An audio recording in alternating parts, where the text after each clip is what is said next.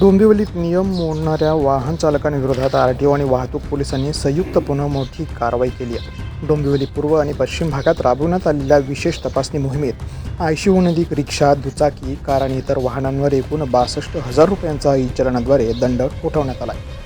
Railway स्थानक परिसरात वाहनतळाऐवजी रस्त्यावर रिक्षा उभ्या करणं, गणवेश न घालणं, बॅज आणि परवाना नसणं तसेच आवश्यक कागदपत्रांचा अभाव अशा विविध नियमभंगांवर ही कारवाई करण्यात आली. कारवाई सुरू होताच अनेक रिक्षा चालकांनी पळ काढण्याचा प्रयत्न केला, मात्र आरटीओ आणि वाहतूक पोलिसांच्या पथकानं त्यांना रोखून मोटार वाहन कायद्यानुसार दंडात्मक कारवाई केली. कल्याण उपप्रादेशिक परिवहन विभाग आणि डोंबिवली वाहतूक विभागाच्या संयुक्त कारवाईमुळे नियम मोडणाऱ्या वाहन चालकांमध्ये चांगलीच धाकधूक निर्माण झाली असून अशी तपासणी मोहीम पुढेही सुरू राहणार असल्याचं प्रशासनाने स्पष्ट केलं आहे. द पोलीस न्यूजसाठी चिन्नू कुमार श्रीवास्तव, कल्याण, डोंबिवली.